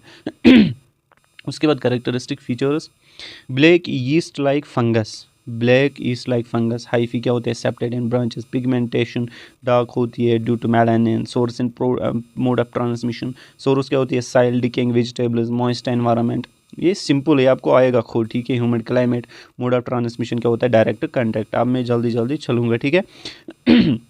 थ्रू स्मॉल स्किन ट्रामा भी ये ट्रांसमिट होता है, no person to person spread. Clinical symptoms lesions flat brown, और जो लीजन्स होते हैं, ठीक है, स्किन पे वो फ्लैट ब्राउन होते हैं, ब्लैक भी दिखते हैं, ठीक है। पेन इचिंग यूजुअली एब्सेंट होती है, ठीक। डायग्नोसिस KOH टेस्ट आपको करना है, ठीक है, वहाँ पे आपको दिखेंगे brown pigmented septate hyphae, microscopy करनी है, वुड्स लैम्प, ठीक है। उसके बाद वाइट पिड्रा, ये आप खुद देख लेना नोट्स में, ये मैं नहीं पढ़ाऊँगा, ठीक है। ब्लैक पिड्रा भी खुद देख लेना प्लीज़, क्योंकि फिर इसको टाइम लगेगा। ये इजी है, आपको आएगा खुद, ठीक है, ये इजी है सारा। मैं आगे चलता हूँ। डीप माइकोसिस, अब डीप माइकोसिस का, इनको हम बोलते हैं सिस्टमिक माइकोसिस, मतलब ये कहाँ पे चला जाता है, ब्लड स्ट्रीम में चले जाते हैं, ठीक है। Deep mycosis also called systemic mycosis are fungal infections that affect internal organs, tissues, bones and blood, ठीक है, इनमें इफेक्ट करता है। They usually enter through inhalation or traumatic implantation and can spread via the bloodstream to multiple organs, मतलब इनहेलेट जब करते हैं उसके थ्रू ये कहाँ पे चले जाते हैं, ऑर्गन्स में चले जाते हैं, उसके बाद ये चले जाते हैं ब्लड स्ट्रीम से ही ये कहाँ पे चले जाते हैं, डिफरेंट ऑर्गन्स में, ठीक है। यहाँ पे दिया है मैंने डिजीज़ और कॉजिटिव एजेंट, ठीक है। ये है पहले डिजीज़ जो ये काज करता है, दैट्स कौन काज करता है, हिस्टोप्लाज्मा कैप्सुलेटम, ये काज करता है हिस्टोप्लाज्मोसिस, ठीक है। ब्लास्टोमाइकोसिस, ये कौन काज करता है, कॉजिटिव एजेंट क्या है इसके लिए, ब्लास्टोमाइसिस डर्माटाइडस। उसके बाद इरिप्टोकोकोसिस, इसको काज करता है क्रिप्टोकोकस नियोफॉर्मेनस, ये अजीब नाम है। एस्परजिलस फ्यूमेगेटस। उसके बाद म्यूकोरमाइकोसिस, इसको काज करता है राइजोपस, ठीक है। म्यूकोरमाइकोसिस आपको पता होता है। उसके बाद source and mode of transmission, source क्या है, ये ओवरऑल मैंने बताया है डीप माइकोसिस का, ठीक है। Source and mode of transmission और क्लिनिकल सिम्टम्स ओवरऑल, ठीक है, बस आप कॉजिटिव एजेंट याद रख लेना, बाकी यही सब में सेम लिखना है। सॉइल एनरिच्ड विद बर्ड, मतलब सोर्स क्या होता है, जो सॉइल जिसमें बर्ड्स गिरे होंगे या बेट ड्रॉपिंग्स होंगे उसमें, तो उसकी वजह से होता है। डिकेइंग ऑर्गेनिक मैटर की वजह से। उसके बाद इम्यूनो कम्प्रोमाइज्ड पेशेंट्स में होता है। Mode of transmission inhalation of spores की वजह से कॉमन है, मैंने अभी ऊपर बोला आपको, इसीलिए फिर ये ब्लड में चला जाता है, उसके बाद ऑर्गन्स में। डायरेक्ट इनोकुलेशन इन स्किन थ्रू ट्रामा, ठीक है, अगर ट्रामा होगा किसी में तो उसकी वजह से भी होता है। नोजोकोमल ट्रांसमिशन मतलब हॉस्पिटल्स में होता है transmit. Clinical symptoms, respiratory symptoms में आता है फीवर, कफ, ड्राई और प्रोडक्टिव चेस्ट पेन, डिस्निया। उसके बाद सिस्टमिक, मतलब अगर ब्लड में चला गया तो वहाँ पे क्या सिम्टम्स दिखेंगे, वेट लॉस हो जाएगा, फैटिग, फीवर, नाइट स्वेट्स होते हैं, ठीक है। उसके बाद CNS, अगर ये ब्रेन तक चला गया तो वहाँ पे हेडेक हो जाएगा, नेक स्टिफनेस, कन्फ्यूजन या मेनिनजाइट्स, कन्फ्यूजन होता है किस में, अगर इसने मेनिनजाइट्स किया तो वहाँ पे कन्फ्यूजन होता है। स्किन लीजन्स, वहाँ पे नड्यूल्स दिखते हैं, अल्सर्स, विजन प्रॉब्लम्स होते हैं, तो दिखने में आपको प्रॉब्लम हो जाएगी। उसके बाद डायग्नोसिस, डायग्नोसिस में क्या करना है, KOH mount, gram stain, blood test, detect antibodies, chest x-ray, CT scan, PCR, ठीक है। उसके बाद पैरासाइट्स हमें पढ़ने हैं। अब यहाँ पे देखो पैरासाइट्स होते हैं वो ऑर्गेनिजम्स जो रहते हैं इनसाइड अ होस्ट, ठीक है, inside a host organism and derive nutrients at the host's expense. मतलब वो जो खाना वो क्यों होस्ट पे रहते हैं, वहाँ पे लिव क्यों करते हैं, वो वहाँ से न्यूट्रिएंट्स को हासिल करते हैं, ठीक है, ताकि उनका जो ज़िंदगी है वो चले, ठीक है, उनका उनकी जो लाइफ है वो ज़िंदा रह सके, ठीक है। Types of parasites based on location, उसके टाइप्स और यहाँ पे एग्जाम्पल्स है, ठीक है। पहला जो टाइप है दैट्स एक्टोपैरासाइट। एक्टोपैरासाइट जो बॉडी सरफेस पे रहता है, एग्जाम्पल यहाँ पे लाइस, फ्लीज, टिक्स, माइट्स, ठीक है, आपको पता है। एंडोपैरासाइट्स जो इनसाइड बॉडी रहती हैं, प्रोटोजोआ, हेलमेंट्स, यहाँ पे इनको बोलेंगे वर्म्स, ठीक है। एस्केरेसिस भी आती है इसमें। बेस्ड ऑन साइज, अब हम बेस्ड ऑन साइज देखेंगे। माइक्रोस्कोपिक जिसमें आता है प्रोटोजोआ, एग्जाम्पल प्लाज्मोडियम जो काज करता है मलेरिया, एंड अमूबा हिस्टोलिका, ठीक है, इसमें अमूबा आएगा। उसके बाद मैक्रोस्कोपिक में आएगा हेलमेंथस, ठीक है, इसमें आता है एस्केरेसिस, टीनिया, टेप वर्म जिनको हम बोलते हैं, ठीक है, टेप वर्म्स। उसके बाद हम देखेंगे क्लासिफिकेशन। पहले हम देखेंगे प्रोटोजोआ। प्रोटोजोआ क्या होते हैं, यूनिसेलुलर। प्रोटोजोआ में कितने मतलब मेंबर्स आते हैं, इसमें आता है अमूबा आता है, इसमें एग्जांपल एंटा अमूबा हिस्टोलिका जो कि काज करता है। उसके बाद फ्लैजिलेट्स, फ्लैजिलेट्स में आते हैं इंटेस्टाइनल फ्लैजिलेट्स, ठीक है, जो हमें पढ़ने हैं ना वो मैं आपको बताऊंगा क्या क्या हमें पढ़ना है। अभी अब थोड़ा सा ओवरव्यू में आपको बता रहा हूँ। जो इंटेस्टाइनल है ये कौन सा काज करता है, ये कौन सा एजेंट जो होता है, दैट्स जियार्डिया, ठीक है। वेजाइनल जो फ्लैजिलेट होते हैं दैट्स ट्राइकोमास। जो इंटेस्टाइनल फ्लैजिलेट होता है ना दैट इज जियार्डिया, और जो वेजाइनल फ्लैजिलेट्स होते हैं ट्राइकोमास वेजाइनलिस, ठीक है। उसके बाद हीमोफ्लैजिलेट्स जो ब्लड में इन्फेक्शन काज करते हैं दैट्स ट्रिपनोसोमा। उसके बाद स्पोरोजुआ, स्पोरोजुआ में आता है प्लाज्मोडियम, इंपॉर्टेंट है, ठीक है, जो कि मलेरिया काज करता है। सीलिएट्स, इसमें आता है बेलेटेडियम, बेलेटेडियम ये हमें नहीं पढ़ना है, हमें क्या पढ़ना है, प्रोटोजुआ पढ़ना है, हमें पढ़ना है अमोबा हिस्टोलिटिका और प्लाज्मोडियम पढ़ना है, ठीक है। अब हम देखेंगे हेलमेंथिस। हेलमेंथिस होते हैं मल्टीसेलुलर, ये क्या होते हैं, यूनिसेलुलर, ठीक है। कहाँ गया, हाँ इसमें आता है सिस्टोडस, टेपवर्म आता है, इसमें ट्रेमाटोडस आता है, फ्लूक्स, एग्जाम्पल नेमाटोड्स में आता है राउंड वर्म्स, ठीक है, ये याद रखना है आपको। अब हम देखेंगे एंटामोबा हिस्टोलिटिका। ये कौन काज करता है, ये पैथोजेनिक प्रोटोजोन पैरासाइट, ठीक है, काज करता है। इज एंटामोबा हिस्टोलिटिका है ना, ये एक पैथोजेनिक प्रोटोजोन पैरासाइट है जो कि काज करता है एमोबियासिस, या हम बोलेंगे एमोबिक डिसेंट्री। डिसेंट्री मतलब होता है डायरिया, कौन से डायरिया, ब्लडी स्टूल्स वहाँ पे निकलते हैं, ठीक है, इन ह्यूमन्स, ठीक। उसके बाद it infects the large intestine and can spread to other organs like the liver. मतलब जब ये लार्ज इंटेस्टाइन को अफेक्ट करता है उसके बाद ये ब्लड स्ट्रीम में चला जाता है और वहाँ पे अफेक्ट करता है लिवर को यूजुअली, ठीक है। उसके बाद नेक्स्ट कैरेक्टरिस्टिक फीचर्स अगर हम इसके देखेंगे, यहाँ पे इसका फॉर्म, यहाँ पे डिस्क्रिप्शन देखो। ट्रोफोजाइट ये एक्टिव फॉर्म होती है इसमें, ठीक है, ये होता है पैथोजेनिक जो कि इन्फेक्शन काज करता है, ठीक है। मोटाइल होता है 15 to 30 माइक्रोमीटर। सीडोपोडिया, ठीक है, इसमें होता है इंजेस्टस, आरबीसीज, ये क्या है इधर, हाँ देखो ये जो ट्रोफोजाइट है ना ये मतलब डिस्ट्रॉय करता है किनको, आरबीसीज को, आगे मैं आपको बताऊंगा। उसके बाद प्रीसिस्ट इंटरमीडिएट फॉर्म होती है इसकी, ठीक है। उसके बाद सिस्ट इनफेक्टिव फॉर्म होती है, कौन, सिस्ट होती है इनफेक्टिव। देखो जो ट्रोफोजाइट है ना ये एक्टिव फॉर्म होती है, ठीक है।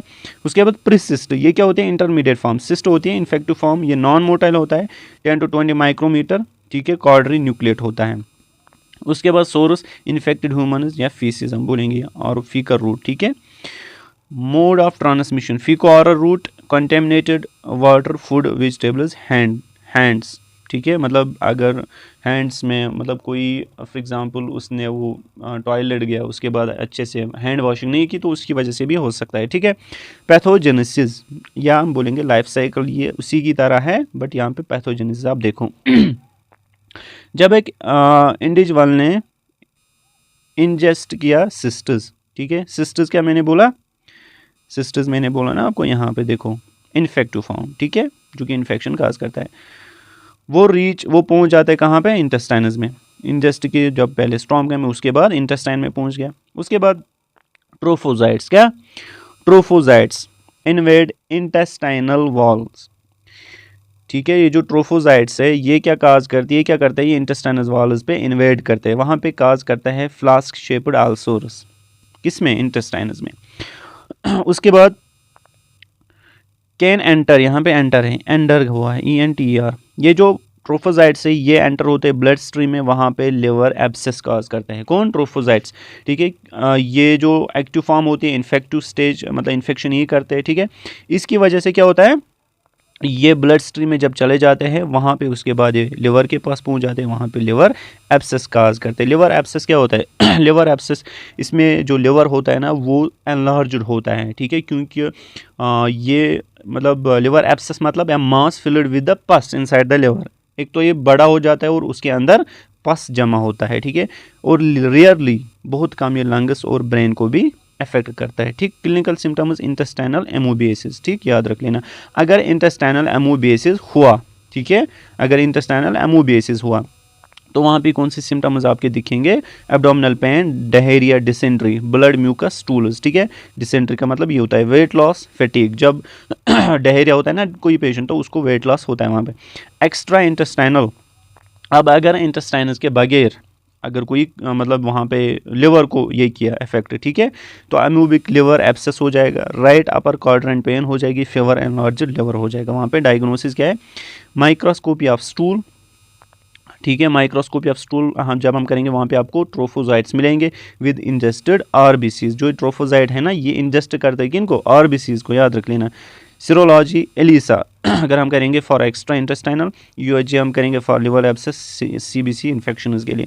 उसके बाद प्लाज्मोडियम, नेक्स्ट है प्लाज्मोडियम, वेरी इंपॉर्टेंट है, मैं आपको अच्छे से पढ़ाऊंगा। देखो जो प्लाज्मोडियम है ये क्या काज करता है, मलेरिया, ठीक है।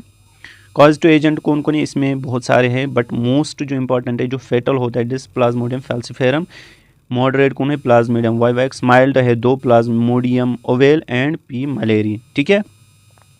ये जो प्लाज्मोडियम है ये क्या करता है काम, ये इन्फेक्ट करता है रेड ब्लड सेल्स को एंड लिवर सेल्स को भी, and transmitted by female Anopheles mosquito. ये इन्फेक्ट करता है एक तो आरबीसीज को, तो एनीमिया हो जाएगा, वहाँ पे लिवर सेल्स को भी इन्फेक्ट करता है तो वहाँ पे हेपेटोमेगेली हो सकती है। जब आरबीसीज को डिस्ट्रॉय कर लेता है तो स्प्लीनोमेगेली भी हो सकती है, क्योंकि वो फिर वहीं पे जाती है, ठीक है।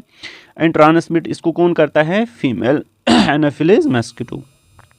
मॉर्फोलॉजिकल कैरेक्टरिस्टिक्स, सुपोरोजाइट होता है इसमें जो कि जो कि पाया जाता है किसमें, सलाइवरी ग्लैंड जो होता है ना मस्किटो, उसके सलाइवरी ग्लैंड में पाया जाता है स्पोरोजाइट, ठीक है। ये इन्फेक्टिव फॉर्म है, it's very important. Infective form in Plasmodium वो क्या होता है, स्पोरोजाइट, ठीक है। ये होता है कहाँ पे प्रेजेंट, सलाइवरी ग्लैंड जो होता है मस्किटो का, वहाँ पे जब ये बाइट करता है ह्यूमन को तो फिर उसके बाद ह्यूमन ब्लड में चला जाता है, ठीक है। उसके बाद ट्रोफोजाइट, ट्रोफोजाइट होते हैं रिंग फॉर्म, ये होती है कहाँ पे पाया जाता है फिर, आरबीसीज में, ठीक है। शाइजॉन्ट, शाइजॉन्ट क्या होता है, found in RBC and liver, याद रख लेना, फॉर एसेक्सुअल मल्टीप्लिकेशन, ये उसमें मदद करता है। म्यूरोजाइट्स कहाँ पे होती है, आरबीसीज में, इन्फेक्ट करती है नई आरबीसी को, मतलब ये जो म्यूरोजाइट एक सेल में आरबीसी है, ठीक है, यहाँ पे दूसरी ये है अफेक्ट ये है अनअफेक्टेड, ठीक है।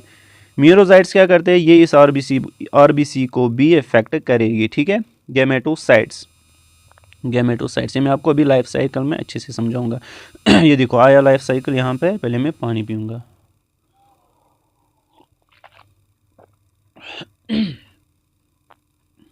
यहाँ पे देखो अच्छे से ध्यान रख लेना, आपने पढ़ा होता है फिर भी मैं आपको बताऊंगा। प्लाज्मोडियम जो होता है ना ये यूज़ करता है दो होस्ट्स, एक होता है ह्यूमन जिसको हम बोलते हैं इंटरमीडिएट होस्ट, वहाँ पे क्या करता है सेक्सुअल रिप्रोडक्शन, और जो फीमेल एनाफिलीज मस्किटो वो डेफिनेटिव होस्ट होता है, वहाँ पे क्या करता है ये सेक्सुअल रिप्रोडक्शन। कैसे, अब मैं आपको समझाऊंगा। देखो जब मस्किटो ने बाइट किया किसको, ह्यूमन को, ठीक है, ये पहला स्टेज है। मस्किटो ने क्या किया, बाइट ह्यूमन्स को, ठीक, उसने इंजेक्ट किया स्पोरोजाइट्स। ये जो स्पोरोजाइट्स मैंने अभी बोला आपको, ये होते हैं सलाइवरी ग्लैंड ऑफ मस्किटो जो होता है ना, उसमें प्रेजेंट होते हैं। जब ये बाइट करता है ना, ये रिलीज करता है इन स्पोरोजाइट्स को इनटू द ब्लड स्ट्रीम, जब इसने इंजेक्ट किया, ठीक है, सॉरी, जब इसने बाइट किया। उसके बाद सेकंड स्टेज है लिवर स्टेज। क्या है, लिवर स्टेज। स्पोरोजाइट्स एंटर होते हैं हेपेटोसाइट्स में, ब्लड स्ट्रीम में जब ये गया, उसके बाद ब्लड तो पहुंचता है ना लिवर के पास, तो उसके बाद ये हेपेटोसाइट्स लिवर सेल्स में चला गया, वहाँ पे ये मल्टीप्लाई करता है। क्या करता है, मल्टीप्लाई, और बनाता है शाइजॉइंट्स। अभी ऊपर मैंने आपको बोला ये शाइजॉइंट्स हेल्प करता है किसमें, एसेक्सुअल रिप्रोडक्शन मतलब मल्टीप्लिकेशन में, ठीक है। उसके बाद जो ये शाइजॉइंट्स होते हैं, रप्चर होते हैं, ये रिलीज करते हैं म्यूरोजाइट्स किसमें, ब्लड में। इंपॉर्टेंट है, लाइफ साइकिल में बता रहा हूँ। शाइजॉइंट्स क्या होते हैं, बहुत सारे शाइजॉइंट्स बनते हैं कहाँ पे, हेपेटोसाइट्स लिवर सेल्स में, वहाँ पे वो रैप्चर जब होते हैं वो रिलीज करते हैं म्यूरोजाइट्स कहाँ पे, ब्लड में, ठीक। उसके बाद ब्लड स्टेज, तीसरा स्टेज है। अब जो ये म्यूरोजाइट्स है ये क्या काम करते हैं, ये इन्वेड करते हैं आरबीसीज को। क्या करते हैं, इन्वेड आरबीसीज को। आरबीसीज को जब ये इन्वेड करते हैं, वहाँ पे आरबीसी का रप्चर हो जाता है। क्या कब हो जाता है, आरबीसीज का रप्चर। इसी की वजह से फिर एनीमिया होता है उस पेशेंट में, ठीक है। और स्प्लेनोमेगाली भी होता है। अब जो ये आरबीसी जब रप्चर हो जाती है, वहाँ पे ये जो आरबीसी है ये नया मीरोजाइट क्या करती है, रिलीज, क्या करती है, रिलीज। अब जो ये मीरोजाइट है, ठीक है, जब आरबीसी रप्चर हुई वहाँ से रिलीज क्या हुआ, मीरोजाइट। अब जो ये मीरोजाइट है ये इन्फेक्ट करेगा, अभी मैंने बोला आपको, दूसरे आरबीसी को, वो दूसरे दूसरे दूसरे इसी तरह चलता रहेगा जब तक ये सारे आरबीसी को डिस्ट्रॉय करेगा, ठीक है। अब जो मीरोजाइट है इसने क्या किया, इन्फेक्ट मोर आरबीसीज, उसकी वजह से क्या होता है पेशेंट में फीवर होता है, चिल्स होते हैं, occur due to RBC lysis and toxin release, ठीक है। उसके बाद कुछ ट्रोफोजाइट्स ये बनाते हैं गैमेटोसाइट्स। क्या बनाते हैं, गैमेटोसाइट्स। कुछ ट्रोफोजाइट्स बनाते हैं gametocytes, male and female gamete बनाते हैं, ठीक है। एंड सर्कुलेट इन ब्लड, वो सर्कुलेट होते हैं किसमें, ब्लड में। अब जब दोबारा fourth stage, mosquito infection gametocyte stage, this is very important. अब जब दोबारा कोई मस्किटो आ गया, वो किसी के आम पे बैठ गया, कहीं पे भी वहाँ पे, तो वो ये गैमेटोसाइट्स है ना प्रेजेंट, फीमेल एंड मेल। तो जब उसने इंजेक्ट किया, ठीक है, जब उसने बाइट किया, इंजेक्ट नहीं, जब उसने बाइट किया, तो वो जो गैमेटोसाइट्स है ये इनको सक करेगा, ठीक है, करेगा ना सक, तो उसके अंदर क्या चले जाएंगे, यही गैमेटोसाइट्स। यहाँ पे देखो, when mosquito bites infected human is ingests gametocyte, उसने इंजेस्ट किया, ठीक है। उसके बाद फिफ्थ है sexual cycle in mosquito. Inside mosquito mid gut की बात हो रही है, याद रख लेना, ठीक है। वहाँ पे जो गैमेटोसाइट्स हैं ना, वो बना लेते हैं गैमेट्स। क्या बनाते हैं, मेल एंड फीमेल गैमेट। उसके बाद मेल गैमेट किसके साथ फर्टिलाइज करता है, फीमेल गैमेट के साथ, वहाँ पे क्या बनेगा, जाइगोट बनेगा। ये कहाँ पे हो रही है ये प्रोसेस, मिड गट में, ठीक है। उसके बाद ये जो जाइगोट है ये बनाता है ऊकाइनेट, इंपॉर्टेंट है, क्या बनाता है, ऊकाइनेट। उसके बाद जो ये ऊकाइनेट है ये पेनेट्रेट होता है किसमें, गट वॉल में, वहाँ पे बनाता है oocyst. This is very important. Oocyst है ना, ये बहुत टाइम तक रहता है वहाँ पे, ठीक है। Inside oocyst numerous sporozoites form. अब जो ये ऊसिस्ट होता है उसके अंदर, ये ऊसिस्ट है, इसके अंदर क्या बनते हैं, स्पोरोजाइट्स, इन्फेक्टिव फॉर्म, ठीक है, फिर से बन गए ना, कहाँ पे, मिड गट में, सॉरी यहाँ पे गट वॉल में, ठीक है। वहाँ पे क्या बन गए अब, स्पोरोजाइट्स। उसके बाद जो ये उससे रप्चर हो जाता है, क्या हो जाता है, रप्चर ऑन फेवरेबल कंडीशंस। क्या हो जाता है, रप्चर जब हो जाएगा, वहाँ से क्या रिलीज हो जाएंगे, स्पोरोजाइट जब रिलीज होते हैं वो माइग्रेट होते हैं सलाइवरी ग्लैंड में, ताकि फिर से जब ये बाइट करेगा किसी पे इंडिविजुअल को, वहाँ से फिर से रिलीज हो जाएंगे और ये साइकिल चलता रहेगा, ठीक। उसके बाद क्लिनिकल सिम्टम्स स्टेज, यहाँ पे सिम्टम्स, कोल्ड स्टेज में हाई चिल्स होते हैं, हॉट स्टेज में high fever 41 degree centigrade, sweating होती है यहाँ पे, प्रोफ्यूज स्वेटिंग, फैटीग होता है, एनीमिया होता है, हेडेक, स्प्लीनोमेगली भी हो सकता है। डायग्नोसिस पेरिफेरल ब्लड स्मीयर हम करते हैं, यहाँ पे ये बता देना मुझे, ठीक है, ये वाला ये बता देनी है, माइक्रोस्कोपिक एग्जामिनेशन है, ठीक है।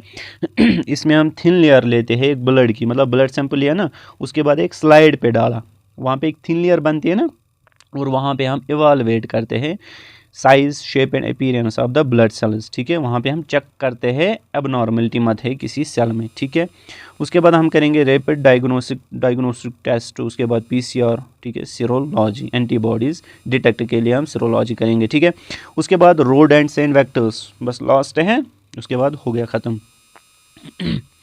रोडेंट्स एग्जाम्पल रेट्स आता है इसमें, माइस, ये रिजर्वायर होता है hosts for many infections diseases, they can carry and transmit pathogens to humans directly और इनडायरेक्टली। यहाँ पे दिया है डिजीज़ कॉजेटिव एजेंट यहाँ पे दिया है, ये आप खुद देख लेना, ठीक है, मैं सच में थक गया। उसके बाद वेक्टर्स, ये इजी आपको खुद आएगा। वेक्टर्स क्या है, यहाँ पे प्लाज्मोडियम एडेस चैप्टर ये मैंने पढ़ाया, उतना टफ नहीं है, ठीक है। ये हो गया हमारा चैप्टर ख़त्म। उसके बाद हमारा जो इन्फेक्शन कंट्रोल है, आप बता देना कमेंट सेक्शन में क्या उस पर उसको भी कंटिन्यू करना है या नहीं, ठीक है। और जो इम्यूनिटी वाला चैप्टर वो मैंने ऑलरेडी पढ़ाया है, उसमें शायद 2 टॉपिक्स, एक तो हाइपर सेंसिटिविटी शायद और सीरोलॉजिकल टेस्ट्स, ठीक है, वो मैं आपको पढ़ाऊँगा नेक्स्ट इंशाल्लाह। कभी मिलते हैं नेक्स्ट वीडियो में, तब तक के लिए अल्लाह हाफिज़।